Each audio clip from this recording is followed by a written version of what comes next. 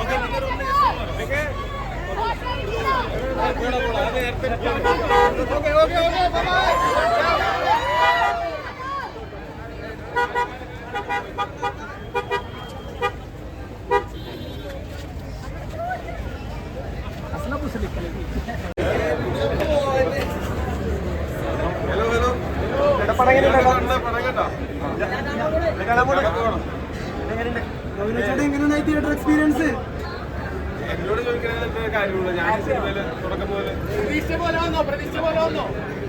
അത് പ്രതീക്ഷ പോലെ വന്നിട്ടുണ്ടെന്നാണ് ഞാൻ വിശ്വസിക്കുന്നത്. ഇവരുടെ റെസ്പോൺസ് ചെയ്യുന്നതാണ് അറിയാം. ഇവരുടെ അല്ല, സിനിമ കണ്ടിട്ടുള്ള ആൾക്കാരുടെ ആ ഒരു അഭിപ്രായമാണ് അറിയേണ്ടത്. അതിന് വേണ്ടിയിട്ടാണ് കാത്തിരിക്കുന്നത്. ഞങ്ങളൊക്കെ വളരെ ഹാപ്പി ആയിരുന്നു റിലീസിന് മുമ്പേ. ഞാൻ കണ്ടിടത്തോളം തിയേറ്ററിൽ അവസാനം ആ ഒരു കയ്യടി ഞാൻ പ്രതീക്ഷിക്കുന്നത് കിട്ടി. ഞാൻ വിചാരിക്കുന്നത് അവർക്കത് ഇഷ്ടപ്പെട്ടതുകൊണ്ട് കൈയടിച്ചാണെന്നുള്ളതാണ്. സുഷിനോട് ചോദിക്കണം. ഓക്കെ, ചെറിയൊരു ഗ്യാപ്പ്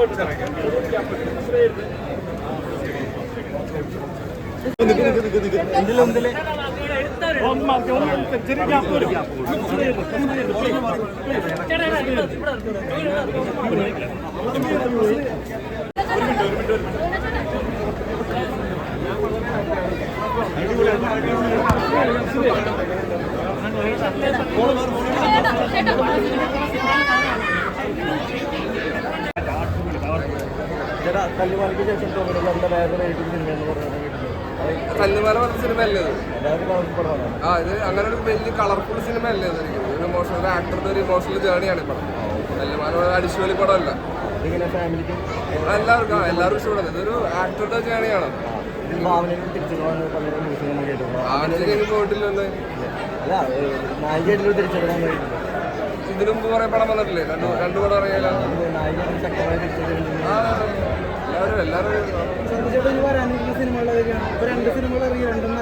അനൗൺസ് ചെയ്തിട്ടില്ല, പറയാം.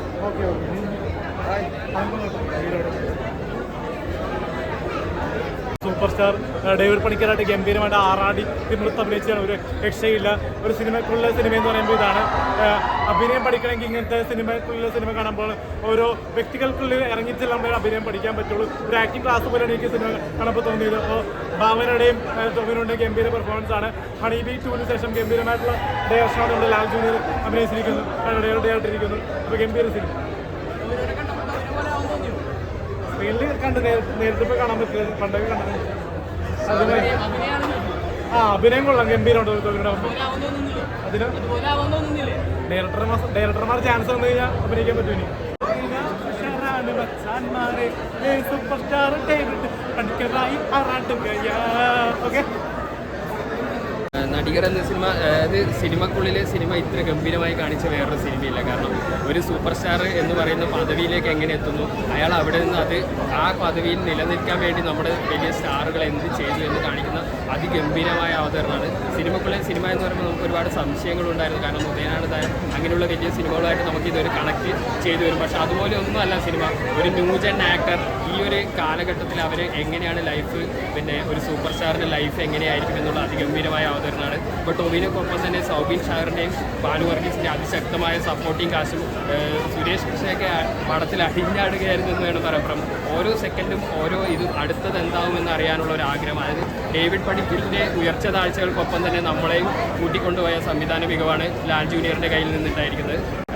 എനിക്ക് തോന്നുന്നു ഇത് ഇത്രയും നമുക്ക് സ്റ്റാറിൻ്റെ ലൈഫിലേക്ക് ഇങ്ങനെ കണക്ട് ചെയ്ത് കാണിക്കുന്ന ഒരു സിനിമയില്ല. കാരണം സിനിമാറ്റിക് ആണ്, അതിലുപരി തന്നെ വളരെ റിയലിസ്റ്റിക് ആയിട്ടാണ് അത് കാണിച്ചിരിക്കുന്നത്. കാരണം പൈസയുടെ ഇത് വരുമ്പോൾ എങ്ങനെയാണ് അവർ ആ സ്വന്തം പ്രൊഫഷനെ മറന്നുകൊണ്ടുള്ള പെരുമാറ്റവും. നമ്മൾ പല നടന്മാരെ ഇവർ പറയുകയാണ്, പല നടന്മാരെയും നമ്മൾ ഇത് ഉദ്ദേശിച്ചിട്ടില്ലെങ്കിലും നമുക്ക് എവിടെയൊക്കെയോ കണക്ട് ആയി. ശരിയാണ്, ആ നടൻ ശ്രദ്ധിച്ചിരുന്നെങ്കിൽ ഇന്ന് ഈ ഒരു ലെവലിലായനെ, അല്ലെങ്കിൽ ആ നടൻ ഇങ്ങനെ ഒരു മിസ്റ്റേക്ക് ചെയ്തിരുന്നായിരുന്നെങ്കിൽ അയാൾ ഇന്ന് മെഗാസ്റ്റാർ ആയനെ. അങ്ങനെയുള്ള ആ ഒരു തെറ്റുകളിൽ നിന്ന് ഇവരെങ്ങനെയാണ് മാറേണ്ടത് എന്നുള്ള എനിക്കൊന്ന് സിനിമക്ക് അകത്തുള്ളവർക്ക് അതിനുള്ള ഒരു അഡ്വൈസും സിനിമ അത്ര എളുപ്പമല്ല എന്ന് പുറത്തുള്ളവർക്ക് കാണിക്കുകയും ചെയ്യുന്ന ഒരു അതിഗംഭീരമായ സിനിമയായിട്ടാണ് എനിക്ക് തോന്നിയത്.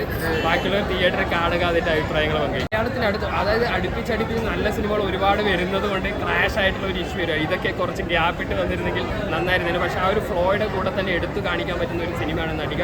ഏറ്റവും വലിയ പ്രത്യേകത എന്ന് പറയുന്നത് ഈ സിനിമകൾ തമ്മിൽ നമുക്ക് കമ്പയർ ചെയ്യാൻ പറ്റുന്ന കോമൺ ആയിട്ടുള്ള ഘടകങ്ങളൊന്നുമില്ല. ഒരു വർഷങ്ങൾക്ക് ശേഷമായിട്ട് കമ്പയർ ചെയ്യാം, കാരണം സിനിമയ്ക്കുള്ളിൽ സിനിമ ഇത് കാണിക്കുന്നുണ്ട്. പക്ഷേ അതൊരു പഴയ കാലവും ഇത് ഏറ്റവും അൾട്രാ ഈ ഒരു കാലഘട്ടത്തിൽ നടക്കുന്ന ഒരു സൂപ്പർ സ്റ്റാറിൻ്റെ കഥയായിട്ടാണ്. പിന്നെ വളരെ സന്തോഷം തോന്നി ഭാവനയൊക്കെ സ്ക്രീനിൽ കാണാൻ. കാരണം പഴയ നടന്മാർ, അത് അനൂപ് മേനോൻ അങ്ങനെയുള്ളവർ എന്ത് ഈസായിട്ടാണ് സ്ക്രീനിലേക്ക് അവർ പ്രസൻറ്റ് ചെയ്യുന്നത്. അവർക്കെല്ലാവരും ചാൻസ് കൊടുത്തത് വളരെ നന്നായി തോന്നി. അതുപോലെ തന്നെ നസീർ, മോഹൻലാൽ, മമ്മൂട്ടി, മുരളി, എനിക്കൊന്ന് ഒരുപാട് നമ്മൾ തിലകൻ, എൻ പിള്ള ഇങ്ങനെയുള്ള ഒരുപാട് സീനുകൾ അവർ കാണിച്ചത് ഇവരൊക്കെ ആയത് ഈ ഡേവിഡ് പടിക്കലിനെ പോലെ നടന്നിട്ടല്ല. സെക്കൻഡ് ഹാഫിൽ വരുന്ന ഡേവിഡ് പടിക്കലിൻ്റെ മാറ്റം ഉൾക്കൊണ്ടവരാണ് ആ നിലയിലേക്ക് എത്തുന്നത് എന്ന് കാണിച്ചിരുന്ന അതിഗംഭീര സിനിമയാണ്. സിനിമയെ ഇഷ്ടപ്പെടുന്നവർ മസ്റ്റായിട്ട് കാണണം, അല്ലെങ്കിൽ സൂപ്പർ സ്റ്റാർഡം എങ്ങനെയാണെന്ന് കണ്ടറിയാൻ വേണ്ടി ബാക്കിയുള്ള തീർച്ചയായും കാണേണ്ട ഒരു